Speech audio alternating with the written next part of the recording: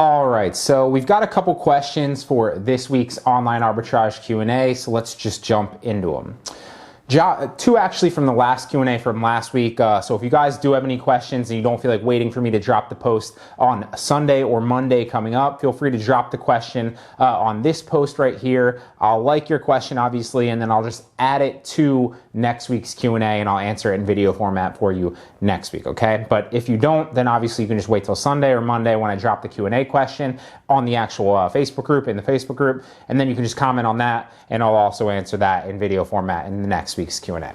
So Josh says, once our business is officially established, what is your advice on opening a business bank account, and if there is a specific bank account you recommend using?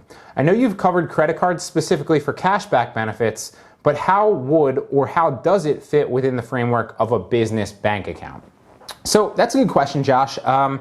Honestly, I don't recommend any specific bank account. I use Ally for my business bank account because it's online and I don't really ever go and manage it. I can literally just manage it online. How I basically do it is I have one card, right? I used to actually have a business credit card and then I would have one business bank account, and anything that I spent on my business credit card would literally be a business expense, right? And everything that came into my business bank account would be income, right? And then I just had QuickBooks to manage that, and I literally set the parameters in QuickBooks Self-Employed that every expense obviously came off, and I'd categorize them as some of them were apps and software for Jungle Scout or Scan Unlimited and weekly and monthly subscriptions like that. Other ones were cost of goods when you're buying products and stuff like that, right? And then I'd also have the categories of income, right? Mercari, Poshmark, Amazon, eBay, and then obviously some affiliate revenue because I recommend some affiliate products in my course and stuff like that. And then I categorize them all, right? And it makes it really, really easy from that aspect because I just keep it simple. I just recommend one business bank account, and then you can also even use, it's probably even better, and it's what I do now, it's what I'm moving towards, so I can kind of focus on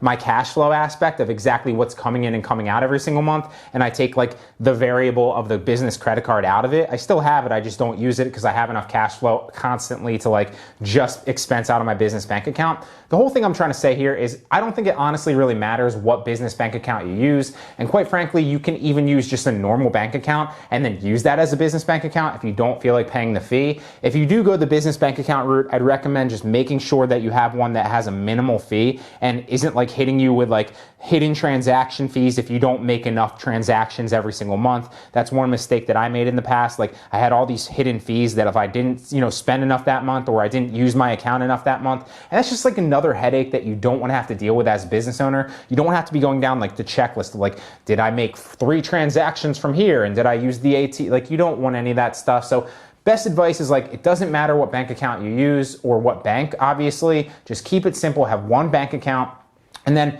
use something like QuickBooks Self-Employed to manage all your income and all your expenses, so you can literally look at it and literally see this is what you're bringing in every month, this is what you're spending, obviously, and you can even go as far as categorizing it as this is what you brought in from Amazon, this is what you brought in from eBay, from Mercari, Poshmark, etc. Right? So hope that helps, but honestly, best way is just keep it simple and use a software like QuickBooks to manage it. Don't overdo it. I see a lot of people have multiple PayPal accounts and multiple business accounts and multiple business bank accounts and multiple credit cards. Don't do that because then it gets complicated. Just keep it simple. Hope that helps answer your question. The next one is Phoebe says, hi, I have a question. If I resell a product on Amazon, should it have the same brand as the one they are selling, even if it is the same item? So obviously I already answered this question because it was from last week, and I said, yeah, same exact brand name, which, yeah, if you're selling, for example, if I source, I don't know, I always pull these up because they're sitting right here because they're my editing headphones. But if I source these logo iJoy headphones from Best Buy or literally anywhere, right? And I need to resell these on the same ASIN or the same, product identifier, it needs to be the same exact brand name, right? It needs to be the same logo, iJoy headphones, right? So if that's what you mean, then yes, it needs to be the same exact brand name. It can't be a knockoff brand or a similar brand or a generic brand, but the same thing. It has to be the same exact brand, right? So if that's what you're asking, then yes. But now thinking about it, reading it a second time, I hope that you weren't asking that, it has to be the same brand name as like you have to be the same kind of seller name as the person that's on the listing when you're listing it to buy, right? If that's what you mean, then no, you're different sellers, right? So they have a completely different seller name than you. And if that's what you mean by brand name, which I don't think you do, but I just kind of wanted to cover in case you did, then yeah, obviously you're going to have a different seller name than the original seller that has the buy box when you list it, okay? So 2 different answers there. I hope that helps answer your question. If I confuse you, just rewind it a little bit, watch each individual answer, see which one is pertaining to you and your specific question, and then it would either be yes or no, depending, okay? And if you need any clarification, just ask another question on this video right here, and I'd love to clarify that for you. So that covers last week's questions. Let's move on to this week. So Mario says, is it difficult to get your first review when you initially start selling on Amazon? Seems like it could be a barrier of trust if you have no reviews, thus making it harder to get sales. Would you recommend matching the buy box still when starting off, or would you undercut the price to begin getting some sales velocity? Curious on your take. So good question, Mario. It sounds like you have reviews mixed up with feedback, right? So there's 2 different things. There's customer reviews on a product. On each product listing, there's like customer reviews for that specific product. And then there's also seller feedback. So it sounds like you're mixing up the 2. You're not really, as like somebody that's doing reselling and online arbitrage, there's already an existing listing, right? So in that aspect, if that's what you're referring to, then you're not worried about the customer or the product reviews on that actual listing, right? You don't care about that, right? Assuming that there's at least one, and assuming that you're sourcing a listing that has, some reviews, if you're talking about how your seller feedback fits into that, then it doesn't really matter, in my opinion. I would say get started. You're gonna eventually accumulate feedback. You'll accumulate feedback as you start selling more. But most people, when they go to click the buy box, they're not checking the seller's feedback. Like, I never do that, and I don't think the majority of buyers do that either. So like, at no point in time, if you actually do win the buy box, will a buyer be concerned with your seller feedback most of the time, okay? Most of the time. Now, if you're in like the used like news or like the used, and somebody clicks over on used and they're looking at the different feedback ratings and like all the other competing sellers, then yeah, that might be an issue at that point. But most of the time you're going for, you're gonna try to get the buy box if you're buying new or used stuff, especially if it's like a used books, there's still a buy box for the used book. So best answer for that is like, no, it doesn't really matter about your seller feedback. I wouldn't really worry about that initially. I would just say like, start selling things, and eventually, you'll accumulate some seller feedback over time. The only way that's actually going to affect you in the beginning is because you don't have a lot of feedback and because you don't have a lot of positive seller metrics. And this is not necessarily like just a feedback thing. This is just because you haven't sold a lot on your seller account. You're not going to get the buy box as much compared to other sellers that have better seller metrics and better feedback, right? But ultimately, that's just one of the things that goes into who gets the buy box. The most important things are price and availability to customers, okay? So if you can hit the price home, right, and you match the price on the buy box, and you have the best availability to a customer, right, meaning like if yours is in like a New Jersey, warehouse or prep center, right, or FBA center, excuse me, and the buyer somewhere local to Jersey, and the other person on the buy box that might have the buy box is competing with you on the same price, but their inventory is in like Texas or California, and the buyer is in New Jersey or in like PA or somewhere close, then obviously you have a greater chance to win the buy box because you have the same price as them, but your availability to the customer, Amazon's ability to deliver it to that customer through your actual product is a lot better, right? So in that aspect, you would probably win the buy box. Now, one of the other competing factors, like if all else is even and 2 sellers have the same price and the same availability to the customer, and all else is even, that's when seller feedback comes into play and seller metrics come into play. So it is, I'd be lying to you if I said it wasn't like, it wasn't a variable or a factor, but it's not one that you should focus on initially. It doesn't really matter all that much. People kind of build it up to matter a lot more than it actually does. So in short, don't focus on seller feedback, especially, I would say don't even focus on it ever really, but especially in the beginning, just focus on selling good products, building up your seller metrics, and you'll start winning the buy box more frequently at lower or at higher prices, as well as accumulating seller feedback and seller metrics so that you can get ungated for other products, okay? Next one is, where do you get the boxes to send into FBA? So there's actually 4 questions in this question right here. So where do I get the boxes to send into FBA? You can do 2 things. You can either buy boxes online, you can buy big boxes, although that actually will kind of run you a decent amount of money when you actually buy big boxes in bulk like that. So what I do is I literally save all my Amazon boxes. If I'm ordering something for myself, I save it. If I'm ordering cashback products, coupon products, I save those boxes, right? And I literally break them down and I put them away. And another thing that I do is, like, when I order big liquidation pallets and big boxes from companies like that, I break those big boxes down and I save them, right? So then I ship all my items in those boxes that I already have, and it doesn't really matter what your boxes look like when you ship into FBA, right? The only time your boxes or what you're shipping in matters is like when you're shipping to customers directly via FBM, so not FBA on Amazon, eBay, Poshmark, Mercari, but obviously your question is an FBA question. Next part of that question is, what is the maximum units you can send into FBA? Is there a limit? No, there's no limit. Then she says, how many times can you send inventory into FBA? Is there a limit? Again, no limit. You can send it as many times as you want. Then what are the box sizes you can use for FBA? Pretty much any box size. I think there is a limit, and you'll see it's very, very big though. You probably won't hit that limit.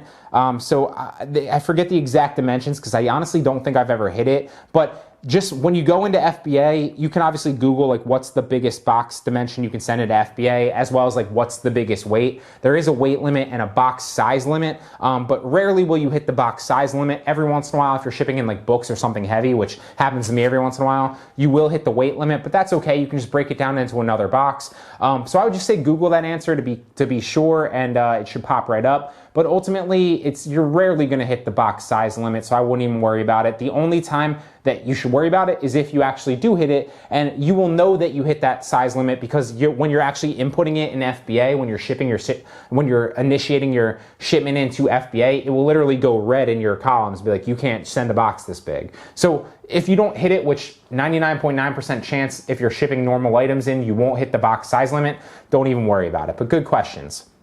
So next one is, what's a better solution to box my items? Instead of paying for a custom box, for example, if I was to ship a 50-inch keyboard, where can I find a box that would fit?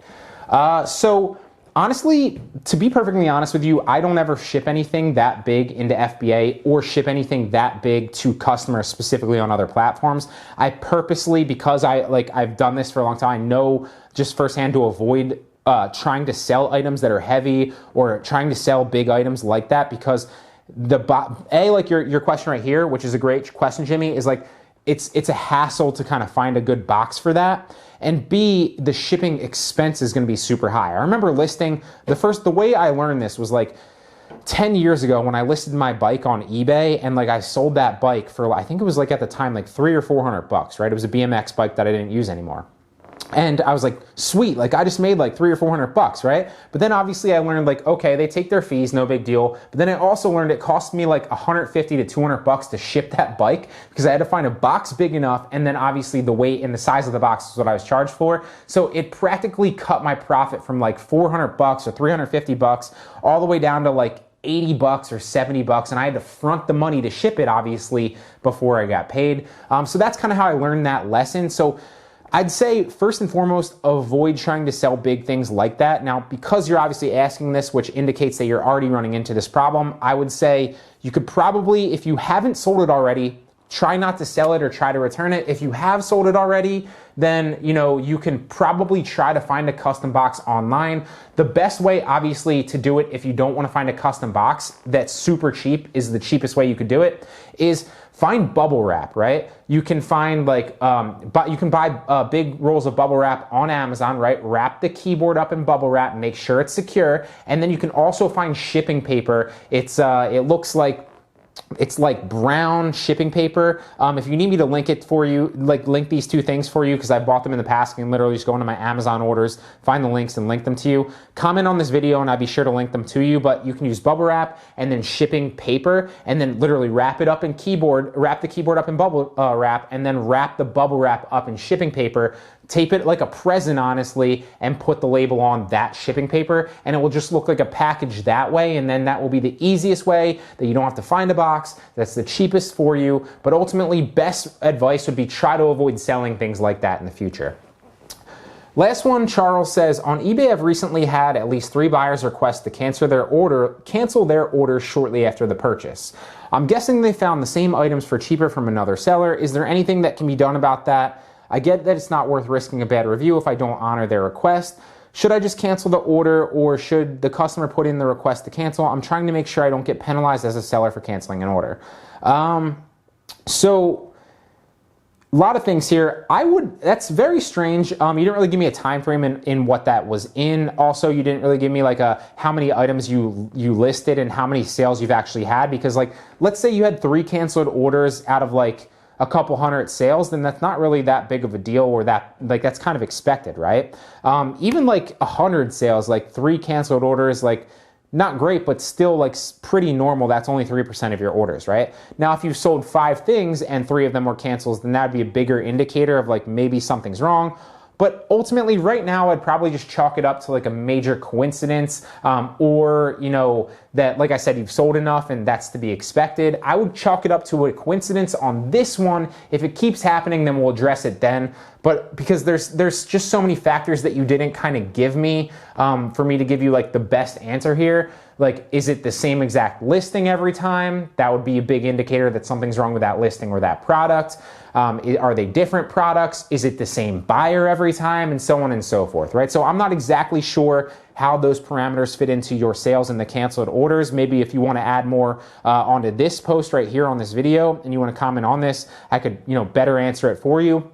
But from what you told me, obviously, no, don't ever cancel the order. Right? So if you have to cancel the order for whatever reason, there is videos that I have on YouTube. There's also videos that I have in the course on what you should do instead of canceling orders. Basically ship out something very, very similar or something cheap. If you need me to link that, I'll link it to you. Let me know, comment below. But ultimately, first and foremost, don't ever cancel the order. But if the buyer's canceling the order, you know, I would just chalk it up to coincidence. If it's the same product, then that's an indicator that's something wrong with the product or the product listing. If it's the same buyer, then that's an indicator that that's a buyer issue and you should block that buyer because something fishy is going on there.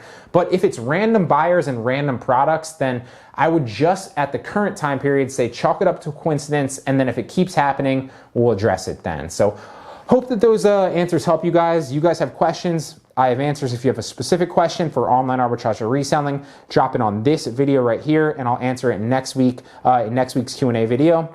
Also, if you have a question throughout the entirety of the week, keep an eye out for the post on Sunday or Monday when I actually drop the Q&A post and ask for your questions, and you can comment on that, and then obviously I'll answer it in that week's video for the Q&A. So hope you guys enjoyed it, and I'll see you in the next one.